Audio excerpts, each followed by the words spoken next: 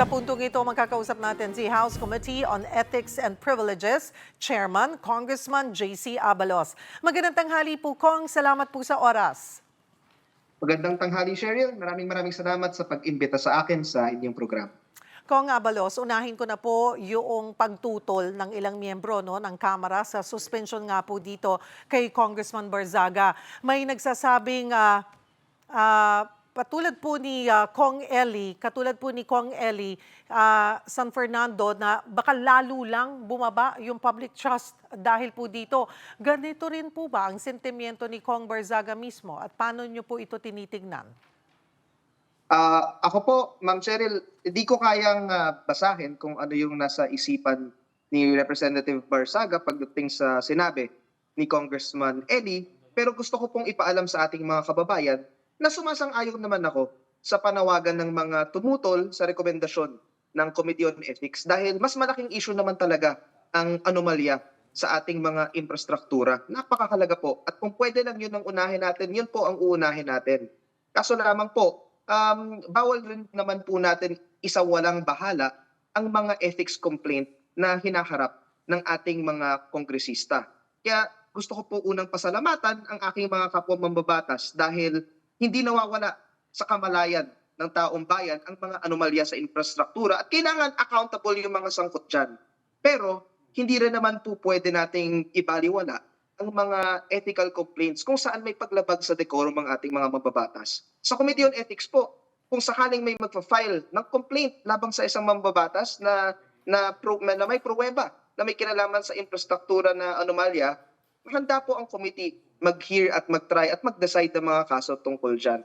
Kaya ako po, sumasang-ayon ako sa kanilang obserbasyon, manifestasyon, nakikisa po ako at nakikisimpatiya po ako sa kanila na sana yun po ang unahin natin. Kaso lang po, bawal natin pabayaan ang ethics complaint na nandito po na file sa amin. Paano rin po mapapatunayan sa publiko na hindi nga ito politically motivated?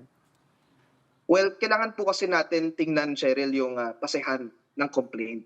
Kung titingnan natin yung complaint, hindi naman po lahat yan political expression eh. Kasi yung mga complaint dyan, yung mga naka-attach na social media post, yung may hawak-hawak na pera, nagpapakita ng karangyaan, of course, yung mga letrato, mga larawan na nakakabastos sa ating mga kababaihan, yung panawagan na magdala ng airsoft sa rally o sunugin ang Kongreso, hindi po ito political expressions or criticisms. Ginagalang ko po ang freedom of expression at nararapat lamang po na ipaglaban natin yan dahil karapatan yan ng bawat mamamayan. Pero kung isa kang public official, may bigat ang inyong mga actions, ang inyong mga sinasabi, may political and legal consequences yan. Kaya dapat may responsibilidad po tayo sa ating mga sinasabi. Kung nagkaroon po ba ng dissenting opinion doon sa loob ng komite? Wala po. Unanimous pong pinagbotohan ng komite ang aming committee report. Balikan po natin kung bakit nga ba nasuspindi si Kong Barzaga. Paano po tinutukoy, Kong, ng komite kung disorderly behavior ang isang social media post ng isang mambabatas? Ano po ba yung nakita ninyong misleading o inflammatory sa mga post niya? Yes, unang-una po, ipinasa po sa complaint, naka-attach po as annexes yung mga social media posts na ito at binigyan po natin ng pagkakataon ang respondent na ilatag ang kanyang mga depensa. Sa totoo lamang po, nung siya ay na-late sa isa naming hearing, binigyan namin siya ng pagkakataong magpakita muli. Ang dami po nating members na sinasabi na kung late or absent, tapusin natin. Pero yung Committee on Ethics, sinigurado po namin na may pagkakataon si Representative Barzaga na sagutin ang mga okasyon laban sa kanya. At nung ipresenta po niya ang kanyang mga defense, nagsaschedule po kami ng mga special hearing para lang at least masigurado na present po siya. Inamin naman po niya na siya ang nag-post noon at idinidiin niya po parate ang freedom of expression. Kaso nga lang po, tulad ng sabi ko kanina, ang ilan sa mga post po na ito, karamihan o kung hindi, lahat, hindi po siya genuine opposition o genuine political criticism. Kasi wala naman pong kinalaman sa politika ang pagsasabi na magdala ng airsoft sa rally, sunugin yung Kongreso, o kaya yung mga litrato na nakakabastos po sa ating mga kababaihan. Kaya nga po na pinagpatukan po ng committee na meron pong paglabag sa aming House rules. Kong Abalos, may nakasaad po ba sa House Rules kung ano yung standard of conduct ng isang kongresista sa social media? Of course, nakalagay po sa ating House Rules, you must conduct yourself in a manner that reflects upon the dignity of the House of Representatives. Dahil ang action mo, hindi lamang siya refleksyon ng inyong pagkatao, refleksyon rin po yan ng inyong constituency and of course, sa buong Kongreso po. At pinakamahalaga po dito, tingnan po natin yung konstitusyon. Nakalagay po sa ating konstitusyon na kung magpapataw po ng penalty ng suspension, two-thirds vote po ang kailangan. At nandyan po ang safeguard na yan para siguraduhin na impartial at non-partisan ang magiging desisyon ng Kamara. May precedent na po ba ito? May dati na rin bang nasita dahil sa social media post? Wala pa po sa aking pagkakaalam. Mhm. Paano po tinitimbang yung freedom of expression ng mambabatas versus conduct unbecoming? Of course, kailangan po natin tandaan, the freedom of expression is a constitutionally protected right. Nakalagay po yan sa Article 3. May malaking kalayaan ang bawat mamamayan na ipalabas ang kanyang mga saloobin. Kaso lang po, kung ikaw ay isang representante ng Kongreso, kung titingnan mo ang Article 6 ng ating konstitusyon, nakalagay dyan na may kapangyarihan yung Kongreso na idisiplina ang kanyang mga membro. At napakahalaga po na maging responsable po tayo sa ating mga post. Kung titingnan natin yung House of Representatives, marami po sa amin kinikriticize ang gobyerno, may mga miyembro ng oposisyon, ngunit wala namang paglabag ng freedom of expression dahil nandyan pa rin po ang paggalang at ang tamang decorum. May tamang paraan po ng pagsasabi ng inyong saloobin bilang mambabatas at napakahalaga po na ito po ang nasusundan. Dahil sa isang demokrasya, napakahalaga na iba-iba ang opinyon ng bawat isa at pinagalang po natin ang bawat isa. Sa panayam po ng The Big Story, Kong Abalos sa One News, sinabi ni Kong Barzaga na posibleng may kinalaman ang suspension sa plano niyang maghain daw po ng impeachment complaint laban kay Pangulong Bongbong Marcos. Ano po ang tugon niyo dito sa akusasyong nagiging defensive daw ang Kamara? Hindi ko po nauunawaan ito dahil natanggap po namin yung complaint mula sa NUP noong September 17 pa po. At the past 2 months po namin itong nagkaroon kami ng mga hearing at deliberations. At wala po itong kinalaman sa mga ganong mga bagay. Ang basis ng complaint, yan po ang aming dinedecide kung ano yung linalaman ng complaint, which is the social media posts under question.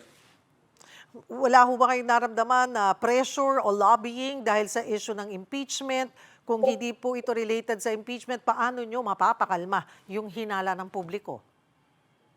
Yung sa akin lang po, ang Committee on Ethics, yung jurisdiction po kasi namin, I'm speaking as a chairperson of the Committee on Ethics. Yung jurisdiction ng Committee on Ethics, pagdating po ito sa conduct at decorum ng bawat mga miyembro.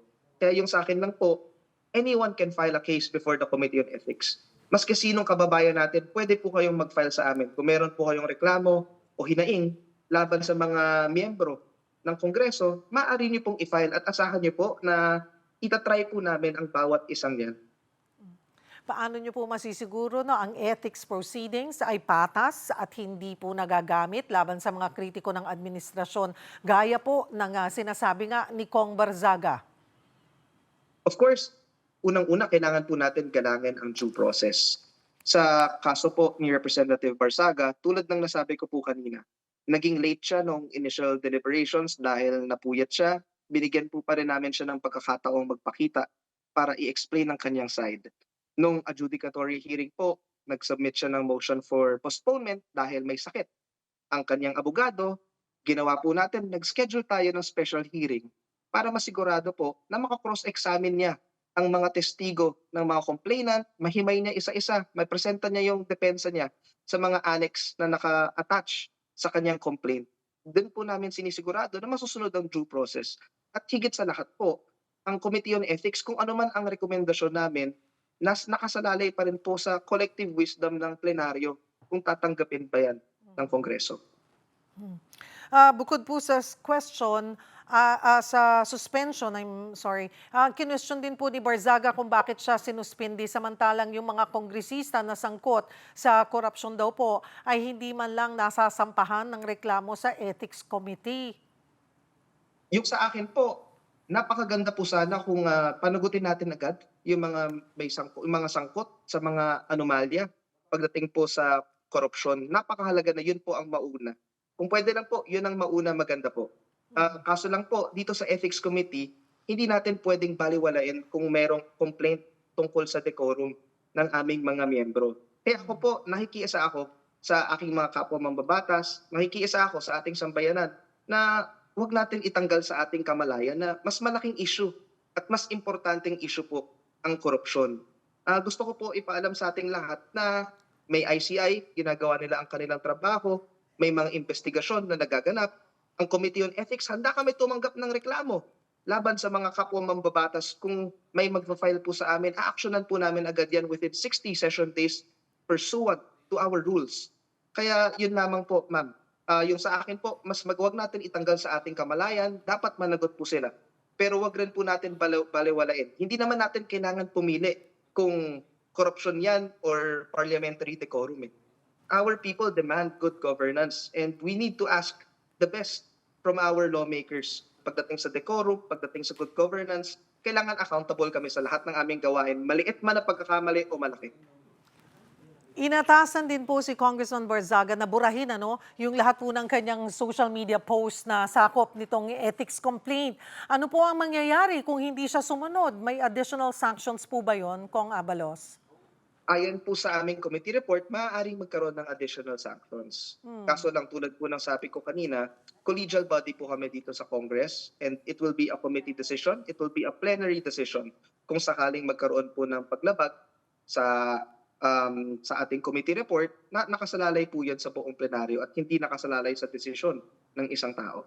So ibig po bang sabihin din, may follow-up investigation pa kung hindi nga siya mag-comply? At may binabantayan po ba tayong timeline kung kailan dapat ito ma-delete?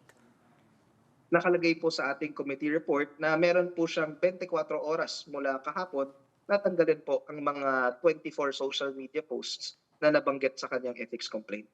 And if he doesn't do that, ay magdedesisyon ulit, maghaharap-harap ulit ang Ethics Committee kung ano yung magiging sunod na hakbang. Ganun po ba yun? Yes, maaari po, opo. Handa raw po si Kong Barzaga sa mas mabigat pang sanctions. Yan po ang sabi niya. Ang sabi pa niya, to quote him, "I'm ready to face even imprisonment or assassination. If Marcos wants to silence me, then the surest way to do it is to do the same thing that his father did to Ninoy Aquino." Ano po ang reaksyon niyo sa ganitong kabigat na pahayag niya? Sa akin po, dissent, opposition, criticism, it's an essential part of every democracy. Napakahalaga po. Hindi naman maganda na lahat tayo susunod-sunod lang kasi tapos na po ang panahon ng mga hari. Nasa demokrasya po tayo. Kaso lang kailangan po natin tandaan na ang freedom of expression hindi po yan absolute at kung isa ka pong mambabatas o halal na opisyal, may responsibilidad ka rin pong sundan ang code of conduct po. Yun ang napakahalaga. Ang aming mga lawmakers, kabilang na rin po si Representative Barzaga, he may express genuine political criticisms. But yung kakalagahan po ng ethics complaint na na-file, kailangan i-define po natin. Alamin natin kung kailan makocross yung line between genuine freedom of expression and disorderly behavior.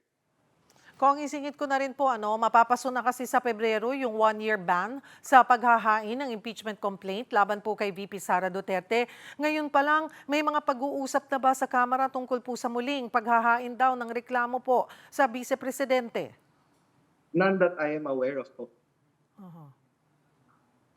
Ang sinasabi po ay may mga grupo na posible pong maghain na ulit? Wala pa Well, pong it is nagpaparamdam sa inyo, Kong? Wala po akong alam po. Alright, marami pong salamat sa inyong oras. For Peace, Representative JC Abalos, Chairman ng House Committee on Ethics and Privileges.